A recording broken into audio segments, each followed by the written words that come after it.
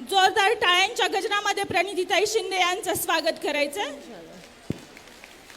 व्यासपीठावर उपस्थित आपल्या सगळ्यांच्या आईसाहेब आदरणीय वैशाली काकू देशमुख जी, आपल्या सगळ्यांचे लाडके उमेदवार धीरज भैया देशमुख जी, आपल्या लाडक्या वहिनी साहेब आदरणीय दीपशिकाताई देशमुख, आदरणीय शीलाताई पाटील, आदरणीय रेखाताई कदम, आदरणीय जयश्रीताई उडगे, आदरणीय सुनीताताई चालक, उपस्थित व्यासपीठावर असलेले सर्वच काँग्रेस पक्षाच्या, राष्ट्रवादी काँग्रेस पक्षाच्या आणि शिवसेनेच्या सर्व महिला पदाधिकारी, उपस्थित सर्व बंधू भगिनींनो आणि बंधूंनो, सगळ्यांना आत्ताच आटपलेल्या दिवाळीच्या मनापासून शुभेच्छा देते।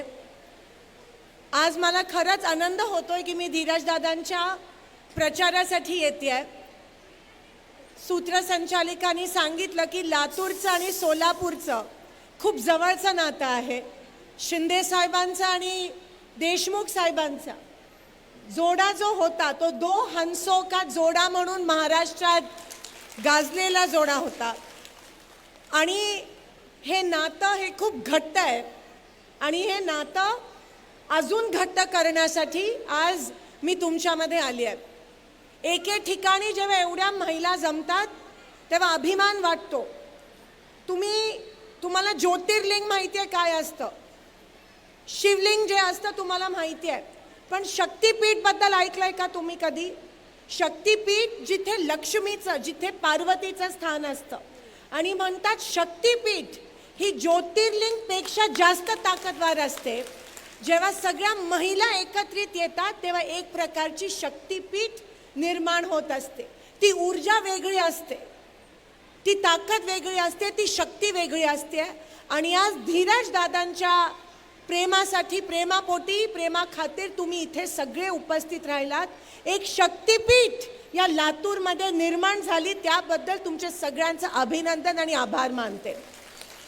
आज मला खास उल्लेख करायचा आहे माझ्या आई सन्मान असणाऱ्या वैशाली काकूंच्या।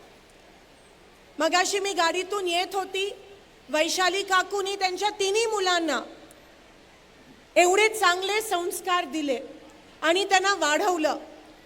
देशमुख साहेब, मला माहिती आहे की जेव्हा आमचे वडील राजकारणात असतात तेव्हा घरी नसतात, कधीच आमचे वडील लहान असताना नसायचे।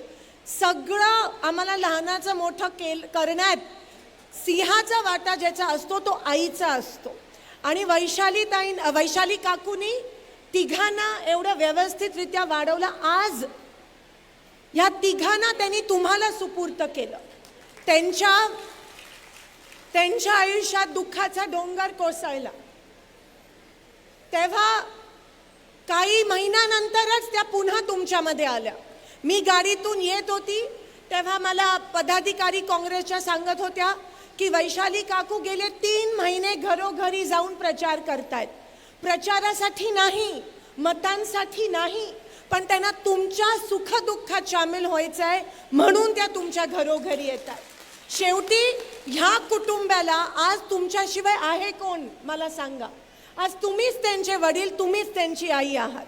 तुम्ही त्यांना सांभाळून घ्यायचं आहे। त्यांनी पूर्ण आयुष्य आज लातूरसाठी समर्पित केलं आहे आणि त्याच्यामध्येच एक खारीचा वाटा म्हणून आज मी आली। तेवढंच नाही, तेच नाही, पण आज त्यांच्या सुना पण तुमच्यासाठी काम करतायत। दीपशिकाताईंनी रीड लातूर म्हणून एक उपक्रम तुमच्यासाठी सुरू केला, तुमच्या मुलांसाठी। मुलांपर्यंत ह्या व्हॉट्सॲपच्या काळात, त्या व्हॉट्सॲपला तर सगळ्या आया वैतागल्यात त्या मोबाईलला, पण त्या व्हॉट्सॲप आणि मोबाईलच्या काळात दीपशिका वहिनींनी तुमच्याकडे वाचनाची संस्कृती आणली, तुमच्यापर्यंत, तुमच्या गावापर्यंत पुस्तकं आणली। ते म्हणतात ना, वाचाल तरच वाचाल। आणि आज त्या म्हणाल्या की त्यांनी हा जो उपक्रम सुरू केला त्याच्यामुळे लातूरची जी लहान मुलं आहेत ती खाजगी शाळा सोडून पुन्हा एकदा जिल्हा परिषद शाळेंकडे वळत आहे त्यांच्या ह्या उपक्रमामुळे। म्हणून सगळ्या महिला, सगळं पूर्ण कुटुंब आज तुमच्याकरता काम करत आहे। हे सगळ्या मतदारसंघात नसतं। तुमचं नशीब की आज देशमुख साहेबांचं कुटुंब पूर्णपणे तुमच्या सोबत आहे, हे तुमचं नशीब आहे। मला अभिमान होतो जेव्हा मी तुमच्या समोर उभी राहते. मला अभिमान होतो जेव्हा मी काँग्रेस पक्षाची एक कार्यकर्ती म्हणून तुमच्या समोर उभं राहते. मला अभिमान वाटतो की ज्या पक्षाने या देशाला पहिला महिला पंतप्रधान दिल्या, आदरणीय स्वर्गीय इंदिरा गांधी, त्या पक्षाची एक घटक म्हणून मी तुमच्या सोबत या ठिकाणी उभी राहते. ज्या सोनिया गांधींनी आपल्याला आरक्षण मिळवून दिलं, महिला आरक्षण 50% ग्रामपंचायत, जिल्हा परिषद, महानगरपालिकेमध्ये, त्या पक्षाची एक घटक म्हणून मला अभिमान वाटतो की मी आज तुमच्या समोर या ठिकाणी उभी राहते. मला अभिमान वाटतो की कदाचित तुमचं लहान बाळ जेव्हा जन्म झाला आणि आता तो जर 18-25 वर्षाचा असेल, 18 पासून ते आतापर्यंत, मला अभिमान वाटतो की तुम्ही काँग्रेस पक्षाला मतदान केलं, त्या गोष्टीचा मला अभिमान वाटतो. या हाताची जादूच वेगळी आहे. काही मतदारसंघात जेव्हा हाताचं चिन्ह दिसत नाही तेव्हा रडू येतं आम्हाला की हाताचं चिन्ह दिसलं नाही. पण अभिमान की अमित भैया आणि धीरज भैयांनी भांडून लढून हा मतदारसंघ काँग्रेसमय केलाय आणि पूर्ण जिल्हा, लातूर जिल्हा हा काँग्रेसमय केलाय. पण अभिमान वाटता मला ह्या गोष्टीचं वाईट वाटतं की आज हा पुरोगामी महाराष्ट्र, हा जिजाऊचा महाराष्ट्र, हा सावित्रीबाईचा महाराष्ट्र, हा अहिल्याबाईंचा महाराष्ट्र, हा रमाईचा महाराष्ट्र, आज या महाराष्ट्रामध्ये 4 वर्षाच्या लहान मुलींवर अत्याचार आणि अन्याय होत आहेत. हा पुरोगामी महाराष्ट्र आहे. एकीकडे लाडकी बहीण म्हणून तुम्हाला 3,000 रुपयाचा लाच देत आहेत, पण दुसरीकडे त्याच लाडकी चिमुरड्या बहिणीवर अन्याय होत आहेत, अत्याचार होत आहेत. 4 वर्षाच्या पण मुलींना या लोकांनी सोडलं नाहीये. 4 वर्षाच्या मुलींना सोडलं नाहीये. त्या लहान मुली, 2 मुली शाळेत, तिकडे जो शिपाई होता त्या 2 मुलींवर अत्याचार केला. तर हे बीजेपी आणि हे जे शिंदे सरकार आहे 50 खोक्याचं, त्यांनी काय करावं तर त्या अत्याचार करणारे तो जो शिपाई आहे त्याला पाठीशी घातलं आणि पोलिसांपासून लपवलं. जर असं होत असेल, जर असा अन्याय आपल्या लेकींवर होत असेल तर आपलं महाराष्ट्र हे पुरोगामी राहिलं नाही आहे.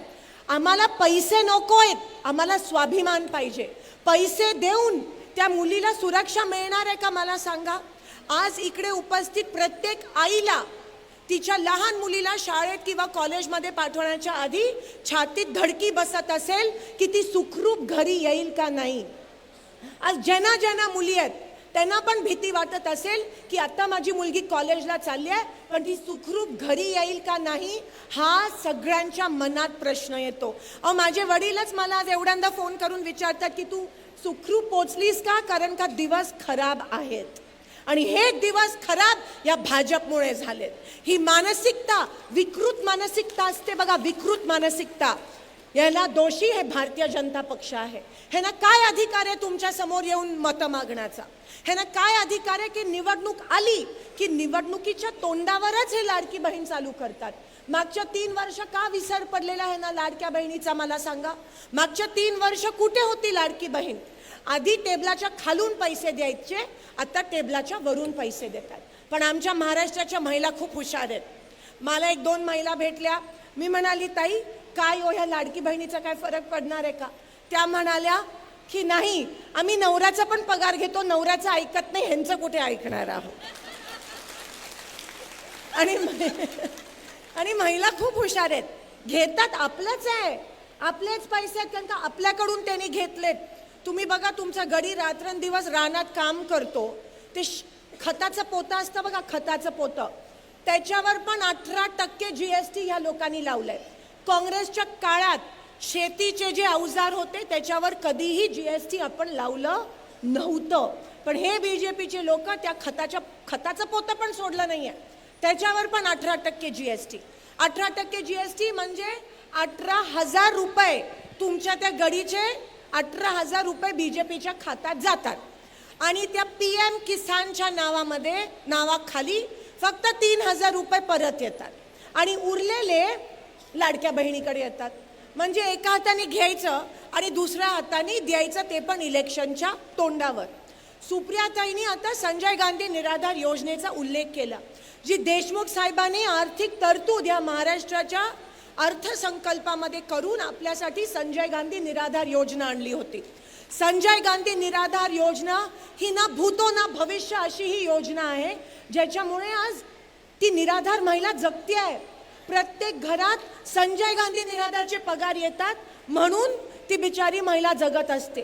तुम्हाला माहिती आहे, लाडकी बहीण चालू झाल्यापासून संजय गांधी निराधारचे हप्ते काकू बंद झाले. बरोबर, 1,500 रुपये संजय गांधी निराधारचे येत नाहीत. आम्ही बोंबलून सांगतोय की एकतर तो 21,000चा उत्पन्न दाखला बंद करा आणि 51,000 करा, पण मुद्दामून 21,000चा दाखला तो तहसील कार्यालयात देत नाहीत, आपली योजना बंद करतात. त्या योजनेसाठी देशमुख साहेबांनी तरतूद केलेले पैसे सगळे लाडक्या बहिणीकडे वळवतायत. आणि लाच म्हणजे मतांना विकत घ्यायचा जो प्रयत्न आहे ना भाजपचा, त्याच्यामुळे आपल्या महाराष्ट्राची जी ख्याती आहे त्या लोकांनीही एवढी खाली आणली. आपण महिला स्वाभिमानी आहोत, आपण महिला आदर सन्मान आपल्याला पाहिजे, आपल्याला सुरक्षा पाहिजे. आपल्याला आर्थिकदृष्ट्या जरी सक्षम कोणी करत असेल तरी जोपर्यंत आपण मानसिकदृष्ट्या सक्षम होत नाही तोपर्यंत हा महाराष्ट्र पुढे जाणार नाही. आणि म्हणून आज मी तुम्हाला हात जोडून विनंती करते आणि कळकळीची विनंती करते की आता पुन्हा एकदा महाराष्ट्रात काँग्रेसची गरज आहे, तर आपल्या लेकी सुरक्षित राहतील, नाहीतर आपल्या लेकींचं भवितव्य सुरक्षित नाही. आदरणीय राहुलजी गांधींनी 5 गॅरंटी आपल्यासाठी परवा घोषणा केली की जरी तुमचा मुलगा बेरोजगार असेल तरी त्याला महिन्याला 4,000 रुपये मिळणार आहेत. 4,000 बेरोजगार मुलाला. गृहलक्ष्मी योजना ज्या माध्यमातून तुम्हाला दर महिन्याला 3,000 रुपये मिळणार आहेत. 3,000. आणि निवडणुकीपुरती नाही, सत्ता आल्या आल्या आम्ही तुम्हाला ही योजना लागू करून देणार आहे. हा फरक आहे भाजपमध्ये आणि आमच्यामध्ये. भाजप फक्त तोंडावर, इलेक्शनच्या तोंडावर, आम्ही सुरुवातीपासून ते शेवटच्या श्वासापर्यंत काँग्रेस पक्ष तुमच्या सोबत आहे. त्यानंतर शेतकऱ्यांना कर्जमाफी पण आपल्या गॅरंटीमध्ये राहुलजी गांधींनी त्या ठिकाणी जाहीर केल्या. अनेक अशा योजना काँग्रेस पक्षाने आणि आम्ही करून दाखवलंय. तुम्ही बघितलं जेव्हा काँग्रेसचा काळ होता तेव्हा सगळं सुजलम सुफलम त्या ठिकाणी होतं. आत्ता आपलं महाराष्ट्र मागे चाललंय. आणि म्हणून मला माहिती आहे की धीरज भैयांना तुम्ही निवडून आणणार आहात, पण लीड वाढला पाहिजे. मागच्या वेळेस 1.5 लाखाचा लीड होता, आता त्याच्यापेक्षा पण लीड वाढला पाहिजे. इथे धीरज भैया आणि तिथे अमित भैया. वैशाली काकूंनी जे कष्ट घेतले तेवढे वर्ष ते वाया जाऊन देऊ नका. तुमच्या सुखदुःखात उभे राहणारे खूप कमी लोक तुम्हाला भेटतील. काँग्रेस पक्ष हा फक्त निवडणुकीपुरती नसतो, पण तो शेवटच्या श्वासापर्यंत तुमच्या सोबत असतो. हे मला ह्या ठिकाणी ठामपणे सांगायचं आहे. तुम्ही सगळे आज इकडे आलात. सुप्रियाताई म्हणाल्याप्रमाणे की एक महिलेमुळेच घर असतं. एक महिला असते तेव्हा घरात रौनक असते. एक लक्ष्मीचा जेव्हा जन्म होतो तेव्हा आपण त्या लक्ष्मीचा जन्म साजरा करत असतो. स्त्री शक्तीचं सबलीकरण हे काँग्रेसचं धोरण आहे. आज जर महिला ते 3,000 रुपये घेत असतील आणि घरी तिच्या नवऱ्याला देत असतील आणि तो नवरा तुम्हाला जर दारू पिऊन मारत असेल तर उपयोग काय त्या 3,000 रुपयाचा मला सांगा. आणि म्हणून आम्हाला प्रतिष्ठा पाहिजे, आम्हाला चांगलं जगण्याची आम्हाला एक संधी पाहिजे. ह्या पद्धतीत काँग्रेस पक्ष तुमच्या आज समोर उभा आहे. मी अधिक तुमचा वेळ नाही घेत, जेवणाची त्या ठिकाणी वेळ झाली आहे. पण जाता जाता अजून एक गोष्ट सांगते की काँग्रेस पक्षाच्या माध्यमातून शक्ती कायदा पण आम्ही महिलांना त्या ठिकाणी दिला आहे. जर तुमच्या मुलीवर कोणी अत्याचार आणि अन्याय करत असेल तर हात जोडून विनंती करते, गप्प बसू नका, पोलीस स्टेशनला जा. जर मुलीला पण नवरा छळत असेल तर पोलीस स्टेशनमध्ये जायचं असतं, गप्प बसायचं नसतं. नाहीतर आपण काय विचार करतो, हा काय म्हणेल आणि ती काय म्हणेल आणि नणन काय म्हणेल आणि जाऊ काय म्हणेल. अहो पण जेव्हा अडचणीचा काळ असतो तेव्हा हे सगळे येतात का मदतीला? नाही आहे. तेव्हा आपण एकटे पडतो. मी तुम्हाला विनंती करते की आजूबाजूला जर महिलांवर कोणत्याही प्रकारचा अत्याचार होत असेल तर आपण पोलीस स्टेशनपर्यंत जाणं गरजेचं आहे. जर आपण गेलो तर बाकीच्या महिलांना पण हिंमत मिळते आणि महाराष्ट्रामध्ये येणाऱ्या दिवसात जन्मलेल्या लेकींना पण आपल्यामुळे मदत त्या ठिकाणी होऊ शकते. कारण का कायदे आपल्या बाजूनी आहेत, कायदे आपल्या बाजूनी आहेत, पण आपण त्या कायद्याचा उपयोगच करत नाही. ते फक्त कागदोपत्री राहतात. आणि मग महिला सबळीकरण आणि सक्षमीकरणाचा उपयोग काय? जर माझ्या मुलीला तिचा नवरा मारत असेल तर उपयोग काय? जर 4 वर्षाच्या मुलीवर अत्याचार अन्याय होत असतील तर उपयोग काय? म्हणून पुरुषांनी महिलांचा सन्मान केला पाहिजे. त्यासाठी मानसिकता पण बदलणं गरजेचं आहे. मला अभिमान वाटतो की अमित भैया असतील, धीरज भैया असतील, रितेश दादा असतील, महिलांना सन्मान देतात. त्यांच्या पत्नी ज्या आहेत त्यांना पण सन्मानाची वागणूक देऊन आज त्यांना पण तुमच्या सेवेसाठी या ठिकाणी उतरवलं आहे. ही खूप मोठी गोष्ट असते.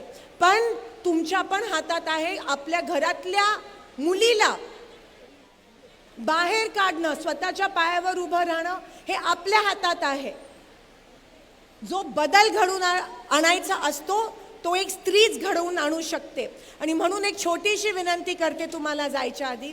घरी गणपती येतात, पण जेव्हा गणपती येतात तेव्हा पहिला मान मुलालाच मिळतो, मुलगाच पाठ धरतो. पण उद्या जेव्हा गणपती येतील पुढच्या वर्षी तेव्हा दुसऱ्या बाजूनी तुमच्या मुलीला पण पाठ धरू दे. तो जर आपण बदल आणला तर नक्कीच मुलगा, आम्हाला पुढे नाही जायचंय, आम्हाला मुलांच्या पुढे जायचं नाहीये, आम्हाला खांद्याला खांदा लावून काम करायचं. किंवा लग्न असतं, लग्नात जेव्हा पंक्ती लागतात तेव्हा पहिल्या पुरुषांच्या पंक्ती लागतात. ती बिचारी महिला भुकेनी त्या ठिकाणी मरत असते. तुम्ही फक्त एक गोष्ट करायची, लग्नात जेव्हा पंक्ती लागतील तेव्हा सांगायचं की पुरुषांच्या बाजूला महिलांची पण पंगत लागायला पाहिजे. म्हणजे महिलांना पण तेवढा आदर सन्मान मिळणं गरजेचं आहे. आज तुमच्या पाठीशी एवढी मोठी ताकद आहे तर तुम्ही लढा. झाशीच्या खूप लढी मर्दानी, वो तो झाशी वाली राणी थी. तुम्ही लढा, तुम्हाला काही घाबरायची गरज नाही. ही जमीन आपली आहे, आभाळ आपला आहे. कशाला घाबरता? कशाला मनात काही शंका असायला पाहिजे? एवढं दांडगं नेतृत्व तुमच्या सोबत आहे. पण घरोघरी बदल झाला पाहिजे, परिवर्तन घडलं पाहिजे. घरात जेव्हा सुरुवात होते तेव्हा राज्यात नक्कीच बदल होतो. आणि येणाऱ्या 20 तारखेला मतदान आहे 1 नंबर.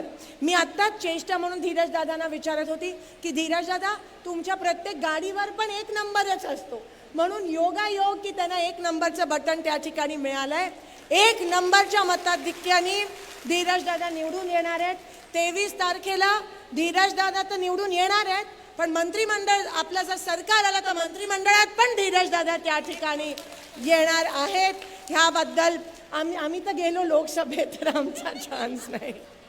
त्याबद्दल देखील धीरज भैयांना शुभेच्छा देते. वैशाली काकू, तुमचा आशीर्वाद आमच्यावर आहे. तुम्ही जे कष्ट घेता ते बघून आम्हाला प्रोत्साहन मिळतं. तुम्ही ज्या पद्धतीत लढताय ते बघून आम्हाला प्रोत्साहन त्या ठिकाणी मिळत असतं. असेच लढत राहा आमच्यासाठी आणि आम्हा लेकींना असेच प्रोत्साहित करत राहा, एवढंच या ठिकाणी सांगते. तुम्ही नेहमी धीरज दादांना आशीर्वाद देता, त्याबद्दल तुमचे मनापासून आभार होते. शेवटी जनता मायबाप असते, सरकार मायबाप नसतं.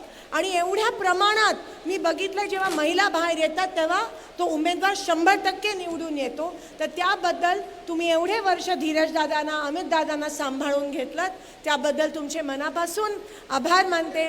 आज मला तुम्हाला भेटायची संधी धीरज दादांमुळे मिळाली, मी त्यांचे देखील मनापासून आभार मानते. आणि 20 तारखेला पाणी यायच्या आधी, स्वयंपाक व्हायच्या आधी सगळं नाही तर करून बाहेर पडा. आणि सकाळी ऊन यायच्या आधी सगळ्यांनी, आपण सणाला कसे जातो, कुठे जत्रा असली गावात सगळे नटून थटून जातो, तसं इलेक्शन आहे, आपल्याला ते साजरा करायलाच पाहिजे. ही लोकशाही आपल्याला आपल्या महात्मा गांधी, बाबासाहेबांनी, जवाहरलाल नेहरू, इंदिरा गांधींनी दिली. तो सण आहे, तो साजरा करायचा आहे. धीरज दादांच्या विजयामध्ये तुमचा पण सिंहाचा वाटा असायला पाहिजे. आणि येणाऱ्या 20 तारखेला तुम्ही सणासारखा तो दिवस साजरा कराल अशी विनंती करते आणि इथेच थांबते. धन्यवाद. जय हिंद, जय महाराष्ट्र. काँग्रेस पक्षाचा आवाज येत नाही, भूक लागली वाटतं. काँग्रेस पक्षाचा. धीरज भैया तुम आगे बढ़ो, धीरज भैया तुम आगे बढ़ो. धन्यवाद. धन्यवाद ताई, अत्यंत मार्मिक आपण या ठिकाणी बोललात त्याबद्दल धन्यवाद.